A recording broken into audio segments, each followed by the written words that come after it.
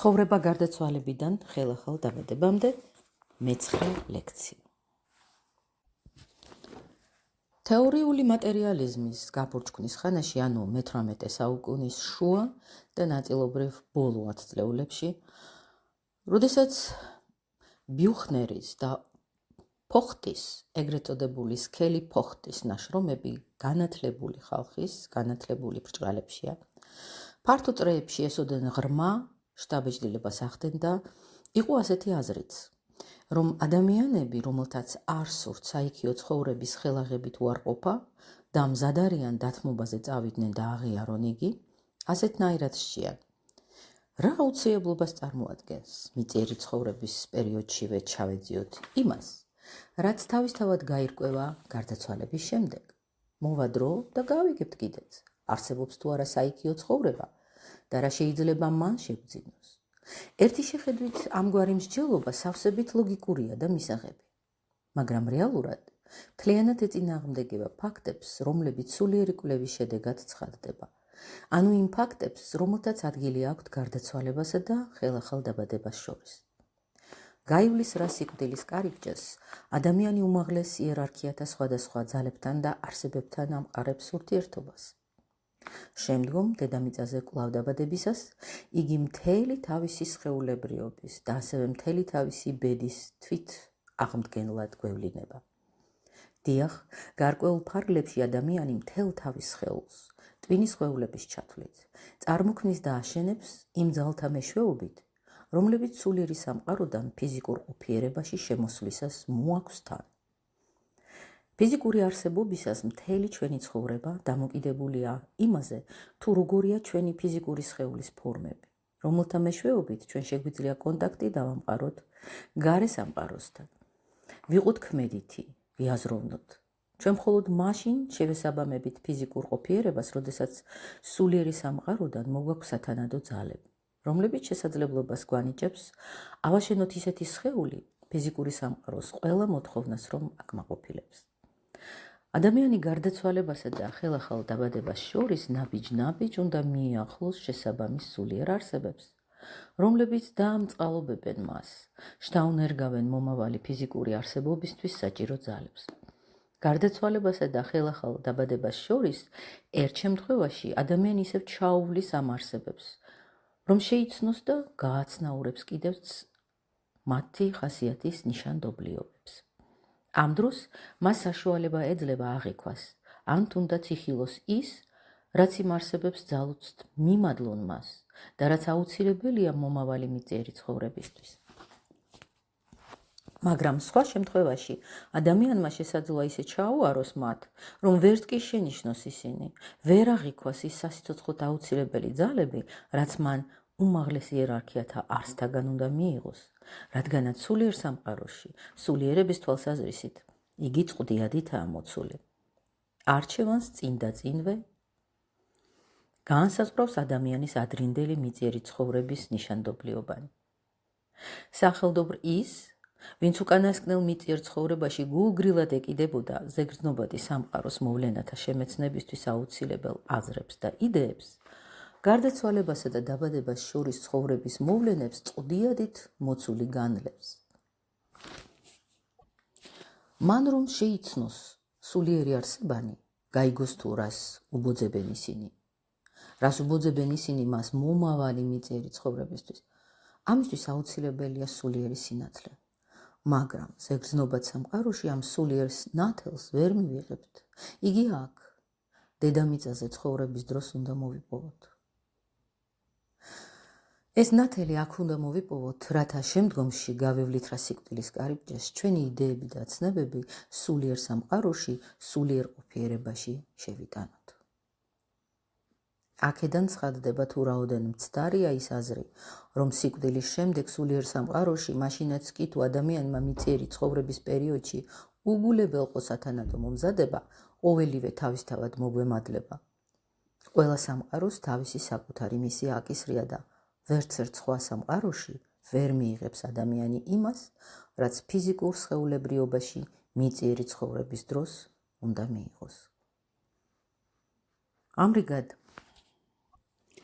თუ კი ადამიანმა დედამიწაზე უგულებელყო სულიერი შემეცნება, გარდაცვალებასა და ხელახალ დაბადებას შორის ცხოვრებას შემაძრწუნებელ მარტოობაში გაატარებს, რაც სულიერი ცხოვრების მიმართებით სიბნელეში საცეცებით გზის გაგნების ტოლფასია. ასეთ შემთხვევაში ადამიანს არ ძალუძს მომავალ მიწიერ ცხოვრებაში მოიცეს ის ძალა, რომელიც სათანადოდ აღადგენს და ჩამოაყალიბებს მის ფიზიკურ ორგანიზაციას, ხოლო ამგვარი შეიძლება ითქვას არასულქმნელი ადამიანი ვერ დააკმაყოფილებს ფიზიკური სხეულისთვის აუცილებელ მოთხოვნებს. აქ ცხადდება თუ როგორ გადადის კარმის ზემოქმედება ერთი ცხოვრებიდან მეორეში. თუ კი ადამიანი საკუთარი მოსაზრების თანახმად უგულებელყოფს სულიერ სამყაროსთან ყოველგვარ კავშირს, იგი შემდგომ ცხოვრებაში ვერ მოიტანს იმ აუცილებელ ძალებს, რომლებიც აზრით თუ გრძნობით სულიერი ცხოვრების ჭეშმარიტებისადმი განაწყობს მას. ეს კი თავის მხრივ გამოიწვევს ერთგვარ სიჩლუნგეს და ინდიფერენტულობას სულიერ გარემოებათა მიმართ და ცხოვრებაც, როგორც იტყვიან, სიზმარივით ჩაივლის. მასში ვერ ამოქმედდება ის იმპულსი, რომელმაც დედამიწაზე ცხოვრების პერიოდშივე უნდა აღძრას ინტერესი სულიერი სამყაროსადმი.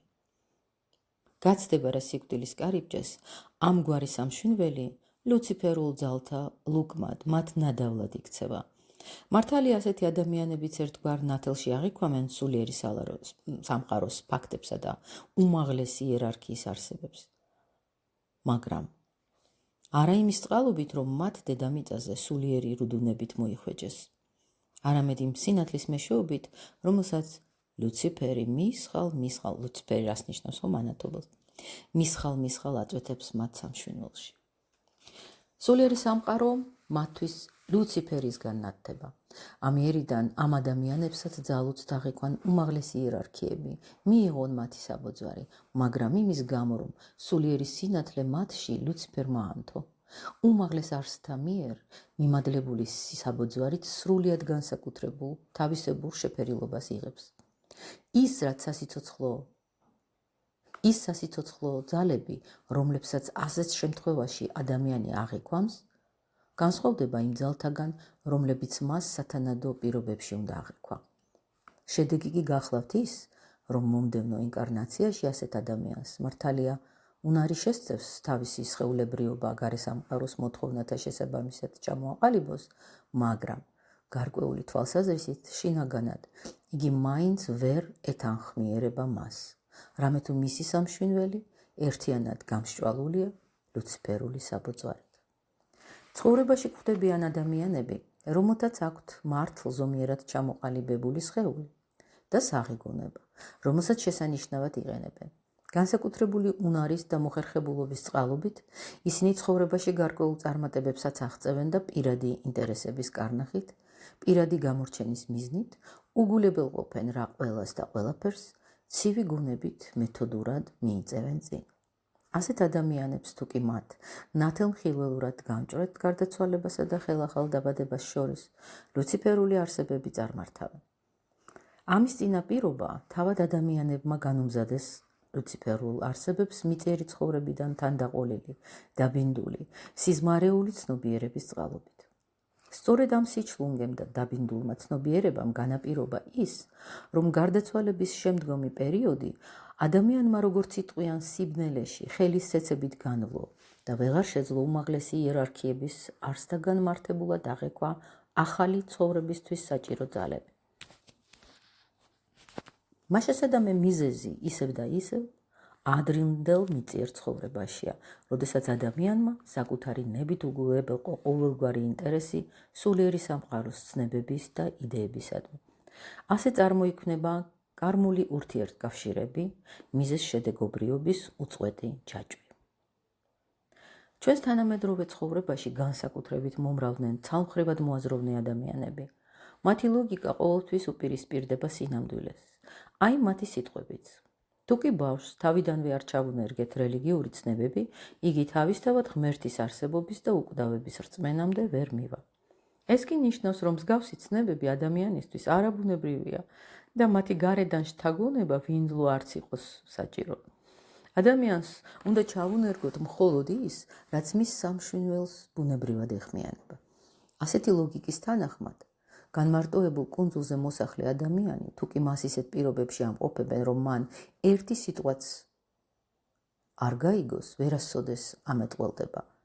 და ვინც იზიარებს მოსაზრებას, რომ რელიგიური ცნებები ადამიანებს არ უნდა ჩავუნერგოთ, მან ალბათ ისიც უნდა აღიაროს, რომ ბავშვს ლაპარაკი არ უნდა ვასწავლოთ, რაკიღა მეტყველება, როგორც ბუნებრივი უნარი, ზემო მოყვანილი მაგალითიდან გამომდინარე, მის არსებაში არდებს. აზროვნების ამგვარ სიბეცეს ყოველი ფეხის ნაბიჯზე ვაწყდებით. მსგავსი ლოგიკის მიმდევარ ადამიანთა ცხოვრების ნათელმხილველური კვლევა ცხადყოფს, რომ სულიერ სამყაროში გარდაცვალებასა და ხელახალ დაბადებას შორის მათ არიმანი წარმართავს. ისინი არიმანის შემწეობით აღიქვამენ უმაღლეს იერარქიის არსთა საბოძვარს. აქ ჩემდა თავად შეგახსენებთ, რომ ლუციფერი და არიმანი შტაინერთან არის ეშმაკი, ერთიც და მეორეც. ლუციფერი ამბობს, რომ მხოლოდ ზეცა, არიმანი ამბობს, მხოლოდ მიწა. და ქრისტეს იმპულსის საშუალებით ჩვენ ვაწონასწორებთ ერთმანეთთან ლუციფერს და არიმანს.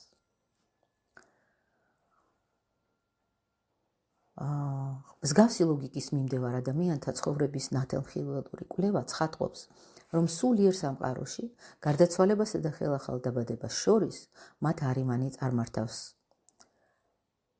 ისინი არიმანის შემწეობით აღიქვამენ უმაღლეს იერარქიის არსთა საბოძვარს. მაგრამ ამას მოსდევს ის, რომ მომავალ მიწიერ ცხოვრებაში მათი აზროვნება ისეთნაირად ფოკუსირდება ცხოვრებისეულ ფაქტებზე, რომ მათ ძალუძ მხოლოდ ცალმხრივად აღიქვან ეს ფაქტები. ანუ მოკლებული არიან უნარს, აზრის მიერად შეაკავშირონ და თავის თავში დასრულებულ რეალობის შესაბამის წარმოდგენებად აქციონ ისინი.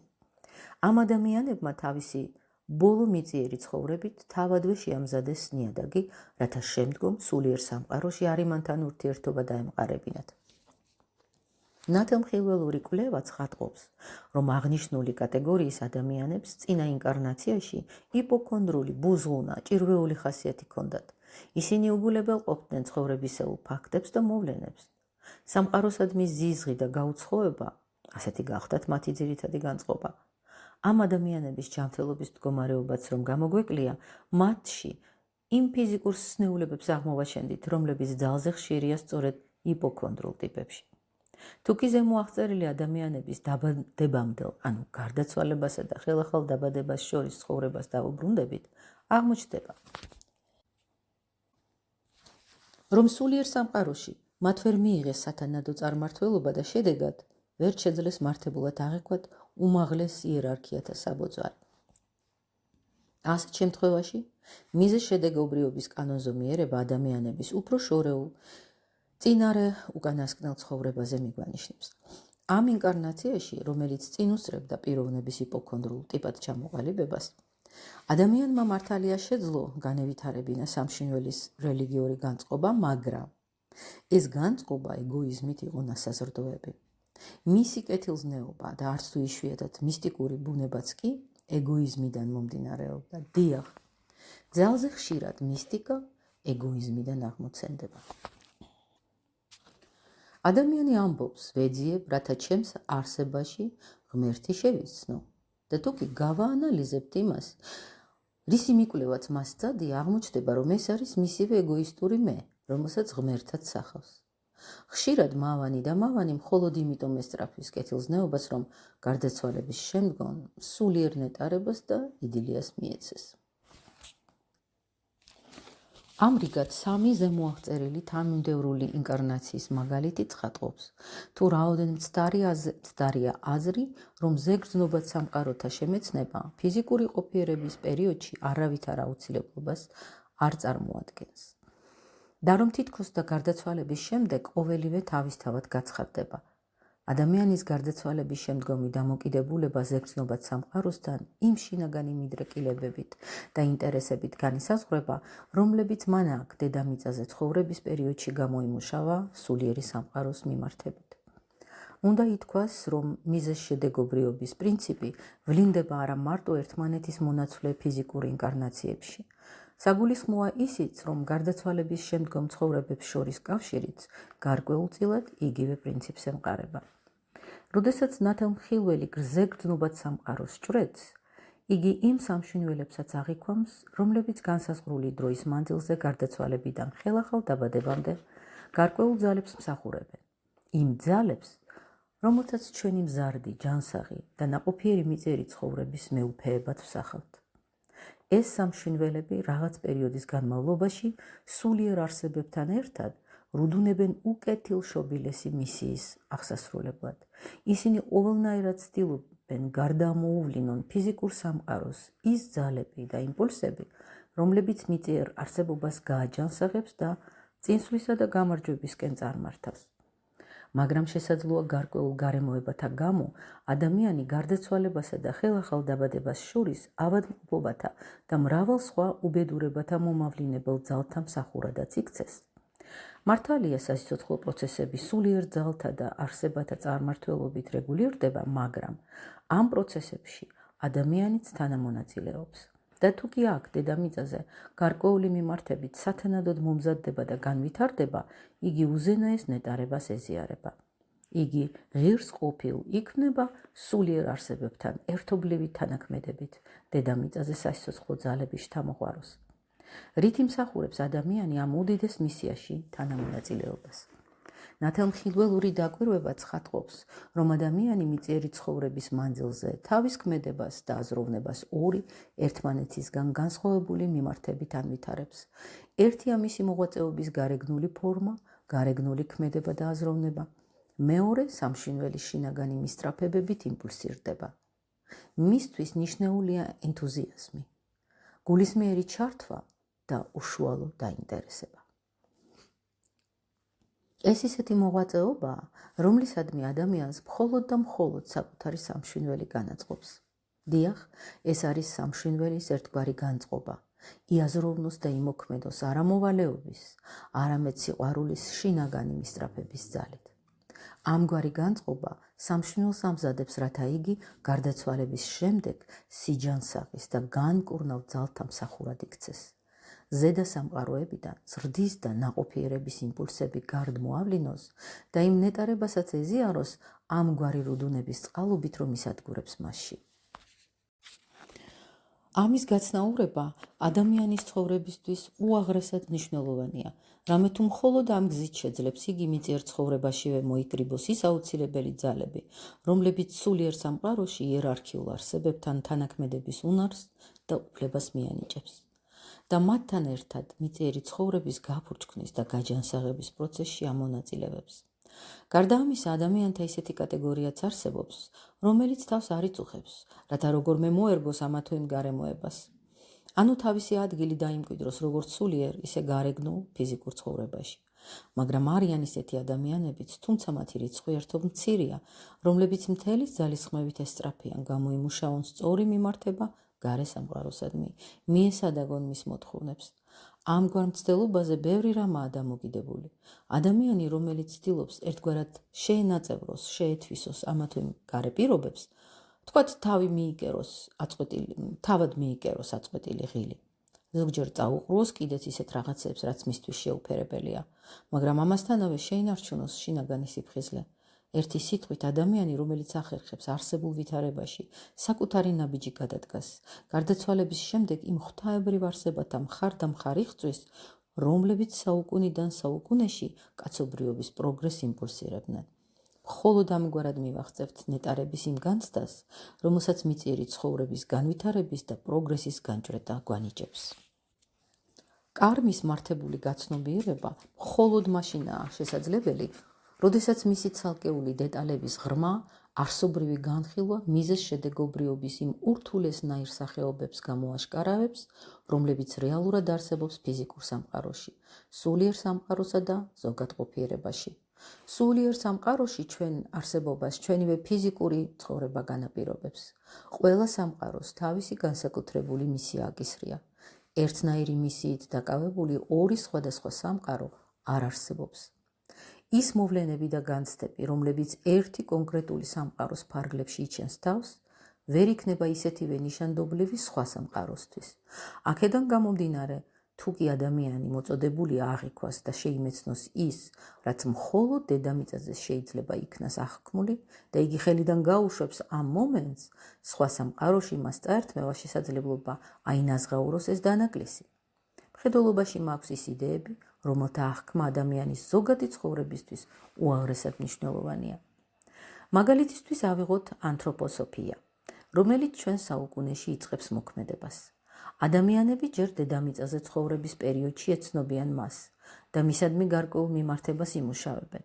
მაგრამ აქაც ერთი შეხედვით სრულიად ბუნებრივად შეიძლება დაიბადოს აზრი, რომ დედამიწაზე ანთროპოსოფიის შესწავლა არავითარ აუცილებლობას არ წარმოადგენს და რომ სულიერი სამყაროს მოვლენებს თავად სულიერ სამყაროშივე გავეცნობით, როდესაც სიკვდილის კარიბჭეს გავივლით. მაშინ უმაღლესი იერარქია და ის სულიერი წარმართველებიც გამოჩნდებიან, რომლებიც სათანადოდ დაგვაკვალიანებენ და გაანათლებენ ჩვენს სამშვინველს. სინამდვილეში კი ეს პროცესი სრულიად სხვაგვარად წარიმართება.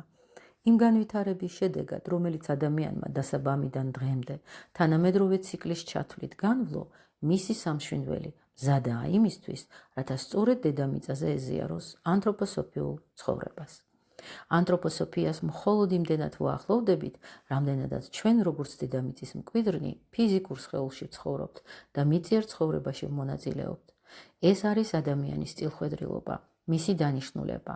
ამის უგულებელყოფით იგი ვერცერთ სულიერ არსებასთან თავის მიმართებას ვეღარ განავითარებს და თავის მხრივ ვერც სულიერი არსებანი ვერ დაამწყალობებენ და დამოწურავენ მას. შეუძლებელია სულიერ სამყაროში იპოვო მოძღვარი, რომელიც აგინაზღაურებს იმას, რაც შენმა სამშვინველმა უარყურა ანთროპოსოფიური მოძღვრება დედამიწაზე ცხოვრების დროს დაკარგა. დღეს ძალზე ბევრია ისეთი ადამიანი მთელი არსებით რომ უპირისპირდება ანთროპოსოფიას, მაგრამ მიუხედავად ამისა, უამურ ფიქრებსა და სასოწარკვეთას არ უნდა მივეცეთ. რამე თუ მომავალში, როდესაც ეს ადამიანი კვლავ დაიბადებიან ეს ადამიანები, ანთროპოსოფიური ცხოვრება გაცილებით უფრო ინტენსიური, უფრო მასშტაბური იქნება. ასე რომ მათ შესაძლებლობა მიეცემათ მაშინ მაინც ეზიარონ მის სიბრძნეს. ეს, რა თქმა უნდა, არ გვაძლევს საფუძველს ვიმსჯელოთ ასე. რაკიღა ანთროპოსოფიის აღქმა არც შემდგომ ცხოვრებაში იქნება დაგვიანებული, სჯობს ჯერჯერობით თავი შევიკავო. არამც და არამც, რაც დაკარგულია იმას ვერ აინაზღაურებთ. გარდაცვალების შემდგომი ცხოვრება, როგორც ზემოთქმულ რიცხვად ყოფს, უდავოდ მიწიერი ცხოვრების გაგრძელებაა. ამიტომ ჩვენ ადამიანები უმაღლესი იერარქიის არსებებთან გარდაცვალების შემდეგ მხოლოდ იმდენად დამწყავლობდებით, რამდენადაც მიწიერ ცხოვრებაში აღვიქვით ანთროპოსოფია. ამრიგად, დედამიწასთან კავშირი, ადამიანის მიწიერი ცხოვრება არის ისეთი რამ, რასაც სხვა ვერაფერი შეცვლის. ერთადერთი, რაც ამ მიმართებით არის შესაძლებელი, გახლავთ ის, რომ გარდაცვლილ ადამიანს, რომელსაც თავისი ცხოვრების მანძილზე არაფერი სმენია ანთროპოსოფიის შესახებ, ანდა შეგნებულად უგულებელყოფდა ანთროპოსოფიულ მოძღვრებას, მისმა ახლობელმა ძმამ, მეუღლემ ან მეგობარმა დახმარება აღმოუჩინოს და დედამიწიდან მიაწვდინოს გარკვეული ინფორმაცია ანთროპოსოფიის შესახებ. როგორც ვხედავთ, აუცილებელია დედამიწაზე იყოს ვიღაც, ვინც გარდაცვლილისადმი სიყვარულით ამ ფრიად მნიშვნელოვან და კეთილშობილურ საქმეს ითავებს. დედამიწასთან კავშირის გარეშე ეს ყოველად შეუძლებელია. გარდაცვლილთათვის ანთროპოსოფიური ლიტერატურის კითხვა სწორედ ამ კავშირს ემყარება. ეს მართლაც უაღრესად დიდი სიკეთეა მათთვის. ეს კი, ვინც მიწიერი ცხოვრების პერიოდში სულიერი სამყაროს მიმართ არავითარ ინტერესს არ იჩენდნენ. ეს იგი მათთვისაც კი სიკეთეა, ვინც მიწიერი ცხოვრების პერიოდში სულიერი სამყაროს მიმართ არავითარ ინტერესს არ იჩენდა. ანთროპოსოფოსმა გარდაცვლილის ასეთი განსწავლა შეიძლება განახორციელოს აზრი ფორმების მეშვეობით. არსებობს სხვა ხერხიც. ადამიანი იღებს ანთროპოსოფიურ წიგნს, წარმოიდგენს გარდაცვლილის სახეს, მის იერს და უკითხავს მას. გარდაცვლილს ესმის საკითხული. ჩვენს ანთროპოსოფიულ მოძრაობაში ამგვარად გაწეული დახმარების არაერთი შესანიშნავი და ამაღლებული მაგალითი მოიძებება. ბევრი ჩვენი მეგობარი უკითხავს ანთროპოსოფიულ ლიტერატურას თავის გარდაცვლილს. იყო ისეთი შემთხვევაც, ერთი არც თუ დიდი ხნის გარდაცვლილი, ღამღამობით, სხვადასხვა ხერხებით, ხმაურით, კაკუნით და ასე შემდეგ, ცდილობდა როგორმე ყურადღება მიექცია. ეს იმის მაუწყებელია, რომ გარდაცვლილს რაღაც სწადია. ზემო აღწერილ შემთხვევაში გამოირკვა, რომ გარდაცვლილს რაღაცის გაგება სურდა. სიცოცხლეში იგი მეცნიერი იყო, მაგრამ მთლიანად უულებელ ყოფდა სულიერი სამყაროს შემეცნებას. გარდაცვალების შემდეგ კი სხვადასხვა მინიშნებით ითხოვდა აღმოეჩინათ მისთვის დახმარება, წაეკითხათ ლექციათა ის ციკლი, რომელშიც გაშუქებული იყო საკითხები, რომელთა ცოდნამ მას განსაკუთრებით სწყუროდა. ასე რომ ამ მიმართებით ჩვენ შეგვიძლია რეალური დახმარება აღმოვუჩინოთ გარდაცვლილს. ეს გახლავთ თეოსოფიის უდიდესი უმნიშვნელოვანესი მისიის მანიშნებელი ფაქტი. თეოსოფია არის ის ხიდი, რომელიც სიცოცხლეს და სიკვდილს აკავშირებს, ცოცხალთა და გარდაცვლილთა განმიჯნელ უფსკრულზე გადის. იგი გვამცნობს, რომ ადამიანები არ კვდებიან, როდესაც მიწიერ ცხოვრებას ტოვებენ. ჩვენ კვლავ მჭიდრო კავშირში ვართ მათთან და შეგვიძლია მათ და სასიკეთოდ ვიმუშაოთ, დახმარების ხელი გაუწდინოთ მათ. საკითხავია, როგორ გავიგოთ, მართლა გვისმენს გარდაცვლილი თუ არა.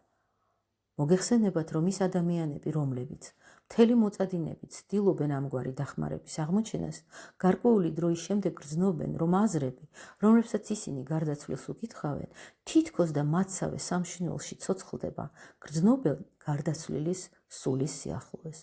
მაგრამ ეს შეგრძნება უმეტესად ეუფლება მათ, ვისაც უფრო ფაქიზი სამშვინველი აქვთ. ყველაზე უარესი, რაც ამ შემთხვევაში შეიძლება მოხდეს, არის ის, რომ თქვენს მიერ ესოდენ დიდი გულის წადილით წაკითხულს გარდაცვლილი არ შეისმენს და თქვენი მცდელობა გარდაცვლილისთვის უშედეგოდ ჩაივლის. თუმცა შესაძლოა ამ ფაქტმა სამყაროსეულ კავშირში სხვა შინაარსი შეიძინოს. ასე რომ გულს ნუ გაიტეხთ. დედამიწაზეც ხომ ხშირია შემთხვევა, როდესაც თავშეყრილ ადამიანებს რაღაცას უკითხავენ, ისინი კი არ უსმენენ. ზემო მოყვანილი ფაქტები წარმოაჩენს თუ რაოდენ სერიოზული და მნიშვნელოვანია ანთროპოსოფიის მართებული გაგება. ყველა შემთხვევაში უნდა ვიცოდეთ, რომ ადამიანის გარდაცვალების შემდგომი ცხოვრება განპირობებულია თავად მისივე მიმართებით ამ ცხოვრებისადმი. ეს მიმართება კი აქ დედამიწაზე უნდა დამყარდეს. ასევე ადამიანთა ერთობლივი ცხოვრება სულიერ სამყაროში დამოკიდებულია იმაზე, თუ როგორი ურთიერთობა ჰქონდა მათთან დედამიწაზე ცხოვრების დროს. ასე რომ გარდაცვალების შემდგომი ცხოვრების განსაზღვრელი ფაქტორი გახლავთ ის საქმენი და პირადი კონტაქტები, რომელთაც დედამიწაზე ჩვენ ვევამყარებთ. ეს ურთიერთობები გარდაცვალების შემდეგაც გრძელდება. არსებობს გამონაკლისები, მაგალითად მარსის სფეროში ბუდას გარდავლენის ფაქტმა განაპირობა ის, რომ ადამიანს შესაძლებლობა აქვს გარდაცვალებასა და ხელახალ დაბადებას შორის ურთიერთობა დაამყაროს ბუდასთან. მიუხედავად იმისა, რომ მიწიერ ცხოვრებაში არ შეხვედრია მას, ამ ურთიერთობის შედეგები შემდგომ ინკარნაციაში იჩენს თავს. თუმცა, როგორც მოგახსენეთ, ეს გამონაკლისი შემთხვევაა. თუ კი ანთროპოსოფია სიცოცხლის ელექსირის მსგავსად, ისეთნაირად მსჭვალავს ადამიანის სამშვინელს, რომ ეს უკანასკნელი სრულად აღიქვამს და განიცდის იმას, რაც შეგრძნებების სახით შემოდის ადამიანში, როდესაც იგი შემეცნებით კავშირს ამყარებს უზენაეს სამყაროებთან, მაშინ სიკვდილის ფაქტი არ წარმოადგენს მისთვის პირად ადამიანურ ურთიერთობათა დამანგრევალ ძალას და ამდენად არც ის უფსკრული არსებობს, რომელიც მიწიერ ცხოვრებასა და გარდაცვალების შემდგომ ყოფიერებას მიჯნავს. მომავალში დადგება დრო, როდესაც გარდაცვლილები გარკვეულ ზემოქმედებას მოახდენენ მიწიერ ცხოვრებაზე, მიწიერი ადამიანები კი თავის მხრივ გარდაცვლილთა სამეუფოზე. ცხოვრება იქნება უფრო სავსე, მრავალფეროვანი და ეს ყოველივე განხორციელდება ანთროპოსოფიის წყალობით. მთავარი და არსებითია ის, რომ ადამიანებმა ანთროპოსოფიის მეშვეობით იმგვარად გარდაქმნან თავიანთი ცხოვრება, როგორც ამას დედამიწის მომავალი მოითხოვს. ამიტომაც ანთროპოსოფიაში მარტოოდენ ცოდნა არ კმარა. ანთროპოსოფიაში ცოდნა და შეგრძნება ურთიერთგანმაპირობებელი ფაქტორებია. ანუ ჩვენ ვიცით იმდენად, რამდენადაც შევიგრძნობთ, ხოლო შევიგრძნობთ იმდენად, რამდენადაც ვიცით. კარგად უნდა გვესმოდეს, რომ შეუძლებელია სამყაროსადმი სწორი მიმართების გამომუშავება, თუ კი არაფერი ვიცით მის შესახებ. დასტურ ჭეშმარიტია ლეონარდო და ვინჩის სიტყვები. დიდი სიყვარული, დიდი შემეცნების პირმშვა და ვინც შემეცნებას არ ესწრაფვის, ის ვერც სიყვარულს ამ სიტყვის ჭეშმარიტი გაგებით ვერ ისწავლის. აი ამ სულისკვეთებით უნდა შემოვიდეს ანთროპოსოფია ჩვენ სამშვინველში, რათა ჩვენივე მცდელობით განიფესვოს და დამკვიდრდეს მიწიერ განვითარებაში ის ანთროპოსოფიული იმპულსები, რომლებიც გზას გაუკვალავს სულიერის და ფიზიკურის ჰარმონიულად თანაშერწყმულ ახალ მძლავრ ნაკადებს. მაშინ დადგება ის დროც, როდესაც ადამიანის სამშვინველი მიწიერ ცხოვრებაშივე მატერიალური არსებობის პირობებში სულიერ სამყაროსთან ერთობის შეგრძნებით განიმსჯვალება. გარე მიწიერი ცხოვრება თანდათან უფრო მატერიალიზდება. ასეთია დედამიწის კარმა. მაგრამ შესაბამისად იგივე ძალით, თუ კი დედამიწის განვითარებას თავისი საბოლოო მიზნის მიღწევა უწერია, უფრო და უფრო გაღრმავდება და განსულიერდება ადამიანის შვინვიერი ბუნებაც.